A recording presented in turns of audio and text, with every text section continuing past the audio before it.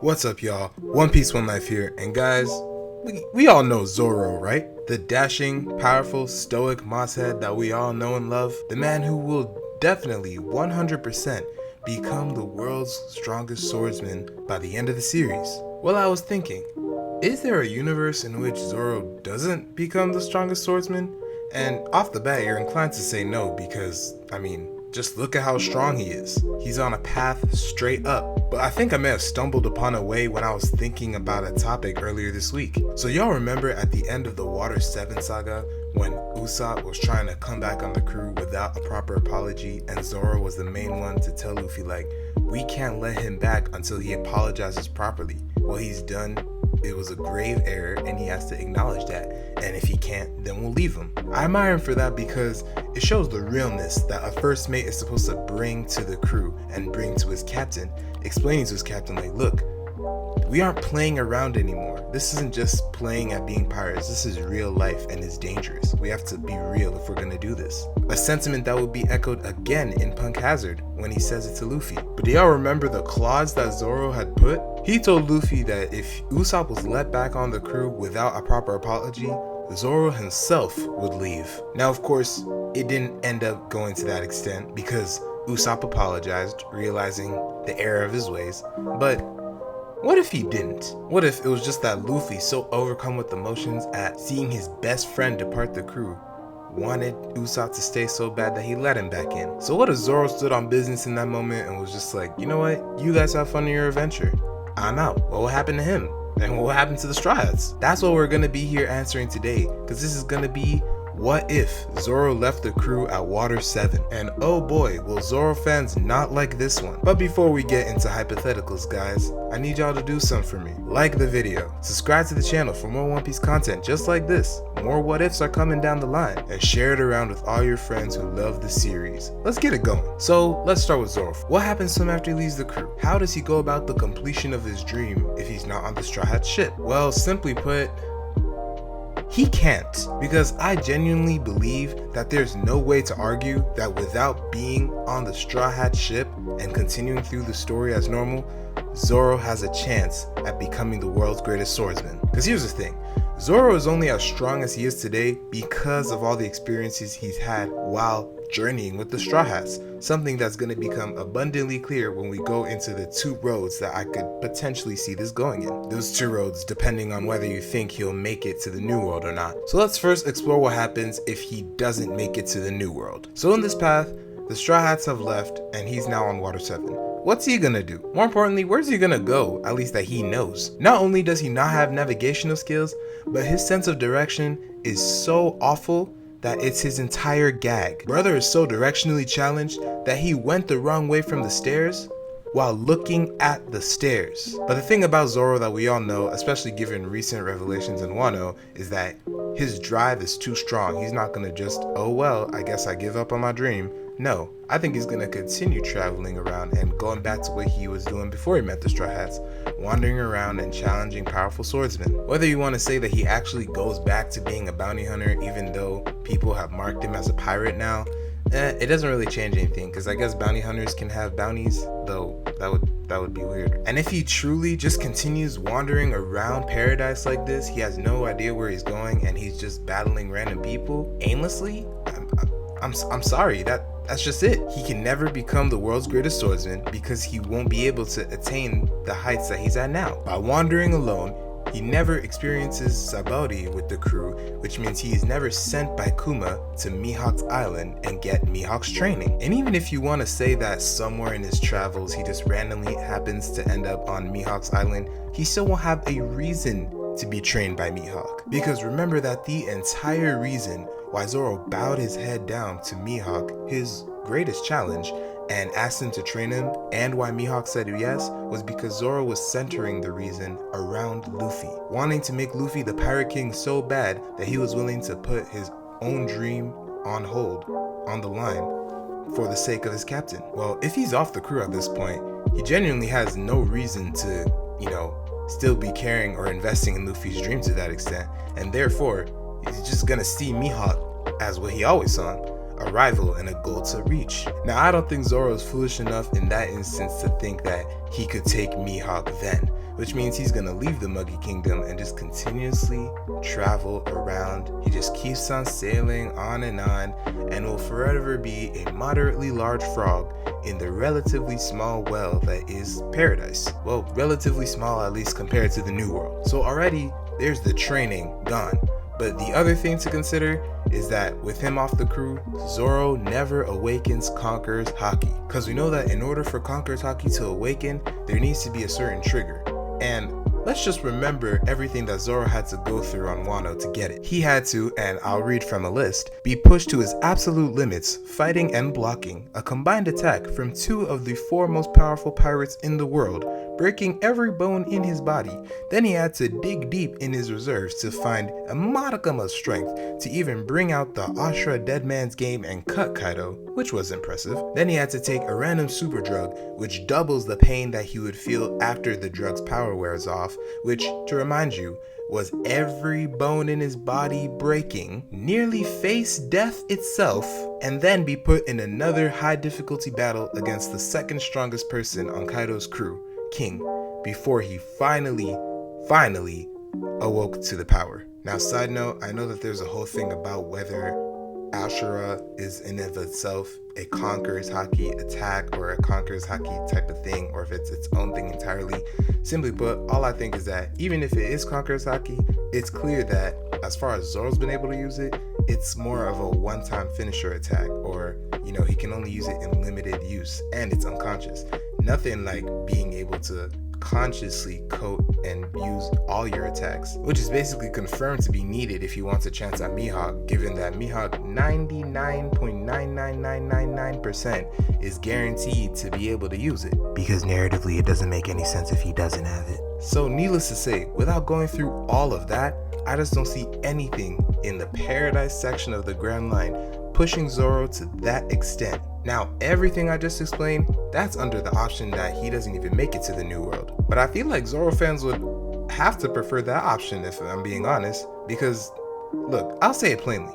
If Zoro goes into the New World after he leaves the Straw Hat crew, he is dying. If he somehow manages to stumble his way onto one of them ships at Sabaody that's going down to Fishman Island, genuinely, he is not getting past Hyozo the roided octopus. And this isn't a burn on Zoro, by the way, before Zoro fans start angrily typing. I genuinely believe that the Straw Hats as a whole, if they had left from Sabaody to Fishman Island as they were going to without training, they would have been decimated by the new Fishman pirates. Like, people forget this because Fishman Island was A, so long ago, and B, not a critically acclaimed arc like a lot of people thought we were going to, and C, a lot of the new Fishman pirates were underwhelming as characters, but even Luffy was struggling against Hody for a while. So without the 2-year time skip, Sabaody Straw Hats versus the new Fishman pirates, they're done for. Cooked, I believe, is the common term nowadays. So yeah, Zoro fans, he's either doomed to never achieve his dream, or he dies.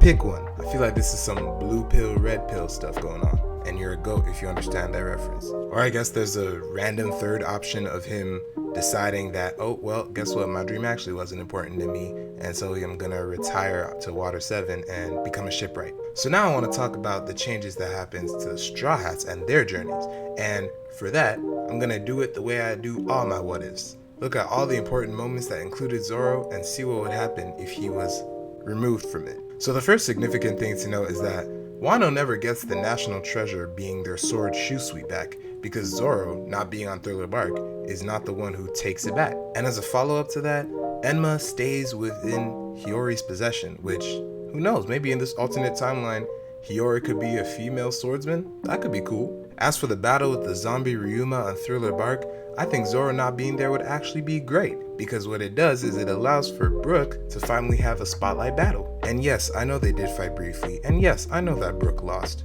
twice. But Brook was literally brushed aside as an overwhelming loss, and then Zoro had to step in and save him. I think that this gives Brook a chance to come into his own and actually develop something new for himself, and have to think of a new way or a new technique in order for him to defeat this better version of literally himself, which would have been an amazing character development moment to see for someone whose arc it's supposed to be, and they're the focus because they're the ones joining, and also for someone who would go on to be sidelined for so long by Oda. On top of that, we don't even spend that much time with Brook as is before he's then separated from the crew at Sabaody, so give him something. Now, an important thing to consider is that the Straw Hats being the way they are, I don't think they're necessarily going to try and replace Zoro with the key thought of actually replacing him in mind. I think it's more going to be like, if people join later on and they naturally fill the roles that Zoro was doing, that's different, but they're not actively seeking out somebody to replace him, because even if he's gone, we know how the Straw Hats feel about their friends who can no longer sail with them. Now, of course, the other biggest thing with Thriller Bark is nothing happened. Here's the thing, I genuinely believe that at that point in the story, Zoro was the only one who could have taken all of Luffy's pain and still survived in the way he did. I believe that even Sanji would have died. And I'm saying this as a Sanji fan. As much as I would love to say that there would be an amazing nothing happened moment where Sanji smoking a cigarette and it's like maybe Chopper or somebody who comes up to him and is like, what happened? And Sanji's like, nothing.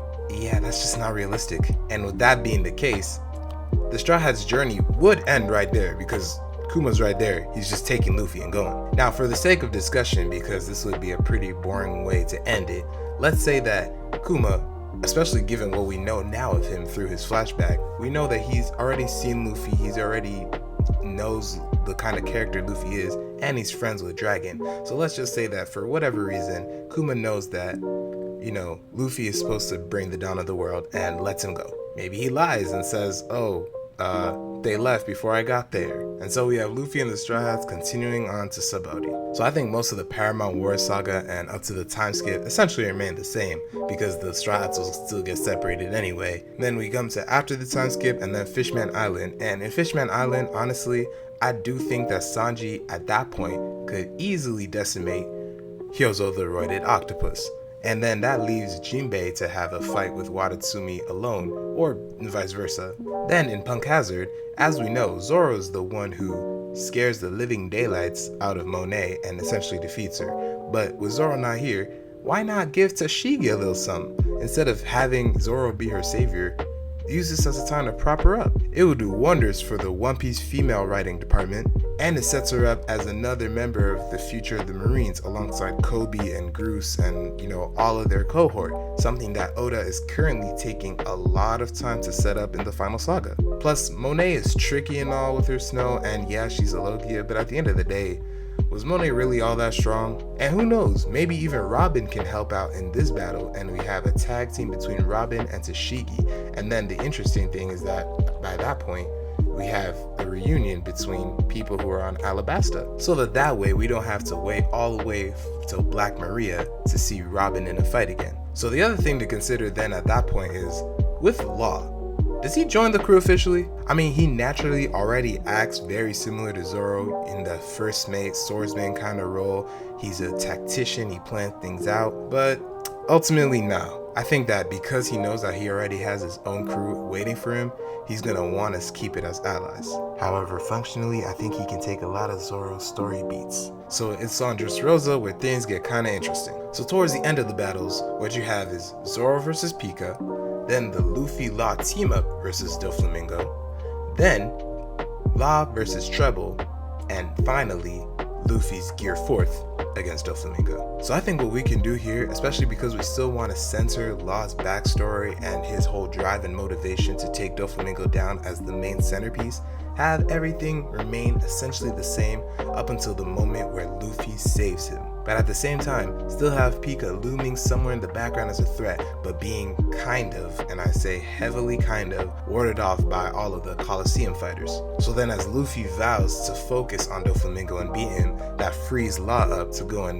beat Pika. I think that given what Law did to the Punk Hazard lab, and the fact that he literally has a technique that allows him to scan for things within other things, yeah, I think it's not going to be hard for him to take apart Pika's body and defeat him. Especially because we know Law's track record of defeating opponents who use full body armament. Wow, Virgo was a disappointment. And Treble, somebody can take care of Treble on the side or something, like, even Bellamy, let's say. Which takes us through to Zoe, where nothing of note with Zoro happens. Whole Cake, which Zoro is not present for, but then Wano, where Zoro's involved, a lot. So first things first is that without Zoro Juro there, Killer, who is at this time cosplaying as Kamazo the Manslayer, will end up killing at least Toko, which, yes, will leave a bad taste in our mouths because it's the death of a child that's unwarranted, but, I mean, that's what he was hired to do. Without Zoro there, I don't see a reason why he wouldn't do it. And who knows, maybe Oda could even do it in such a way where he plays it up as, look at all the bad that Orochi is doing to the people of Wano. You may say Sanji would have been the one to protect her in this moment because Robin and Nami probably would have alerted the whole crew as they were escaping Orochi's castle, but Though, with Killer not failing, what that means is that he won't be sent to Udon prison, which means that he and Kid won't have that whole nearly drowning experience and being saved by the random appearance of Big Mom, because Kid won't have to go back in and get recaptured because Kid will just have escaped the first time, which means that when they do escape for the first time, knowing Kid, they're just gonna go straight for Kaido's head again, which without the backing of the entire alliance without him, will surely see the two of them dead. And we can definitely see this happening given what we know what happened with Shanks. Look at that, Kid fans. I managed to rope y'all into this one too. We also may get Denjiro revealing himself sooner, since no one's there to hold him back during Yasuo's execution. He may take that time to try and go after Orochi himself. Now during the Onigashima raid,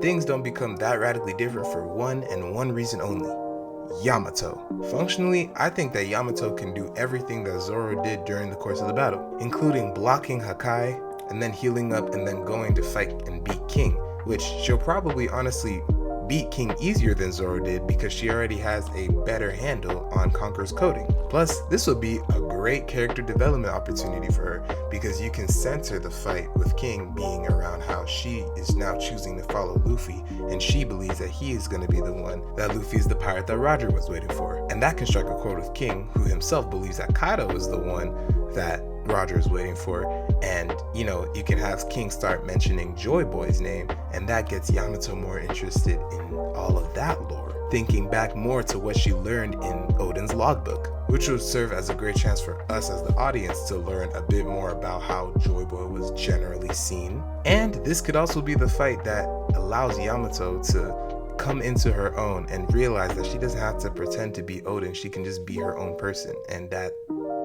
eventually leads her to actually leaving with them. And we would finally get what a lot of people have been waiting for, which is Yamato joining the crew officially. Like, imagine that scene on the cliff where it's just the monster quartet looking down and watching to see what Momo is gonna do. Imagine if this was Yamato instead.